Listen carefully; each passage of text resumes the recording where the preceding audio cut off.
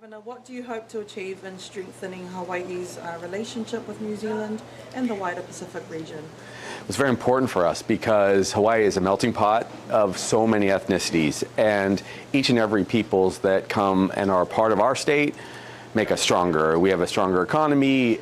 We're very committed to this diversity space, and a lot of our families have multiple ethnicities and so many different backgrounds. It's really made Hawaii a special place. So I love the integration of our cultures and our peoples. And then there's also the political benefit for us, which is we're very close allies with New Zealand. So having these additional connections with the political leadership and people from the community and business leaders, it helps us because as we move forward in somewhat uncertain times, having more friends helps. Gotcha. All right. See how committed I am? What discussions are you hoping to have with the Deputy Prime Minister? I really like to hear from the leadership, in this case the Deputy Prime Minister, what they'd like to see out of Hawaii, whether they'd like to see more economic partnerships, whether they would like to see more university connections, whether they need kind of a so-called translator between what happens all the way over to Washington, D.C. Because as the closest state, we have the most ties. We often intermingle. We can get to New Zealand and vice versa much more quickly if, God forbid, there's a need or a disaster. So I really like to hear. But I just like having the relationships, honestly. Are you concerned that moves like the USAID funding freeze risk undermining US credibility in the Pacific region? And do partners like New Zealand help balance that?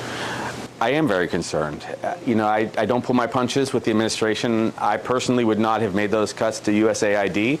I think that it's critical to have international health programs. I worked as a medical missionary in South Africa, for example, where there was an outbreak of both malaria and AIDS at the same time. And a lot of the USAID resources helped us get through some of the tragedy there. The same can be said when we have these kind of outbreaks like I described earlier in some of the other Pacific nations. We should have USAID dollars there because as a global power, which the United States is, I think we should be thoughtful and be a humanitarian. Now, there are some differences in ideology. I will continue to encourage the new administration to put some of those monies back. But global health is important, and also the spread of viral illness knows no boundaries, honestly. So it's not even in United States or Europe or anyone's interest to close down these kind of incredibly important political health programs. In fact, it's counterproductive. We will see more outbreaks as a result of closing down USAID. We'll see more casualties of disease that will often come to the United States for treatment as a result of no prevention. So it's a terrible mistake, and that will be reversed in time, whether it's next year or 4 years from now, hard for me to say. Just on the second part of the question, do partners like New Zealand help balance that, or what's New Zealand's role when it comes to advocating for the Pacific? New Zealand's very important. I have stood side by side with Kiwis who were doctors and nurses and provided care, and that's amazing. So in the international community, we see a lot of people stepping up. There's not quite the same ebb and flow of a political commitment to public health in other nations as there seems to be in the United States, and for that, I feel terrible. I wish we weren't in that space as the United States. But it is great to see New Zealand, Australia, Japan, Taiwan, all willing to commit to public health in the region. We are trying to make sure that Hawaii is an anchor for the Pacific, and that was why we did FESPAC, for example. Again, wonderful to be with all of the different nations, with very few exceptions. So we're going to probably have to lean on New Zealand and others in the coming 3-4 years for some of these programs, which seems ironic, but hopefully we'll be able to bring philanthropic dollars, and people like myself will commit to the region. So on USAID, Yes. you mentioned heavily advocating for it with the new administration. Talk about some of the challenges you're facing with advocating for that, and also how are they being collaborative with you? Are they taking in your advice? Yes, so on many occasions already, just in the first 2 or 3 months, because I have direct communications right to the top, I'm able to make our case. some examples were there was concerns about our university and what was happening because of Gaza and the war in Israel / the Middle East. I was able to convince the administration that they should not pull back dollars from Hawaii because we were not a part of some of the concerns that they were worried about.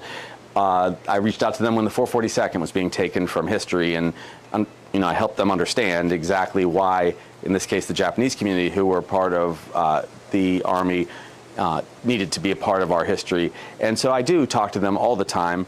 And actually, I already weighed in on the tariffs. And I weighed in the day before the tariffs were paused for 90 days. And I'd like to think that many people reached out and said something similar for the good of our global economy. So I actually have a lot of capacity.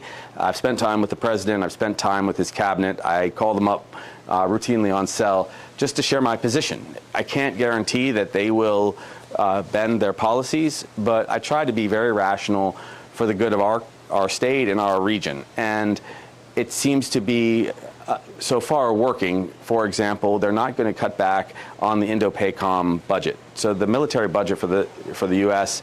is right now being proposed to decrease by 8% in other theaters, but for the Indo-Pacific, there are no cuts that have been proposed. It will stay fully funded. I think that is a question about China and Taiwan. But you can see that there is a capability for a governor, if they are calm, to work it out with the president and his cabinet. And I do my best. I sometimes do speak out. I'm very passionate about healthcare access. As a physician, I will constantly make sure that we look out for people who are vulnerable.